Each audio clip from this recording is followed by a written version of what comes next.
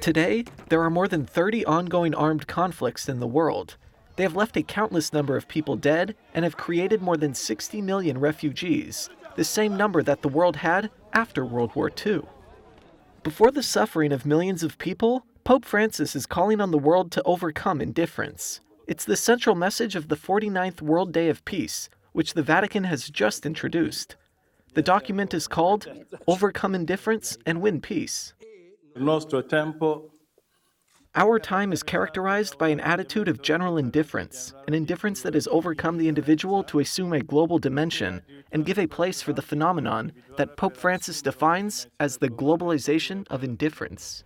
The Pope enumerates some forms of this phenomenon. He stresses that the first indifference is before God, quote, which then leads to indifference to one's neighbor and to the environment. He also laments that because people see violence so often, they become desensitized to the trouble that others face. He adds that, quote, almost imperceptibly, we grow incapable of feeling compassion for others and for their problems. It seems to me that one of the Pope's objectives is to animate our consciences. It is something he has done from the start. It has been very evident from the start, since he was in Lampedusa and spoke of the globalization of indifference. Included is a denunciation of the unjust policies that trample the rights of others. They also affect the environment, leading to contamination and natural catastrophes. The Pope says this creates more poverty as people are required to leave their homes.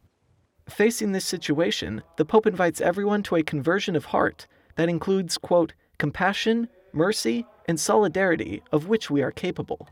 For that reason, he's launching a three-pronged call: that wars should be avoided, that the debt of poor countries should be forgiven or responsibly dealt with, and that policies should be established to respect human life, especially, quote, the fundamental and inalienable right to life of the unborn.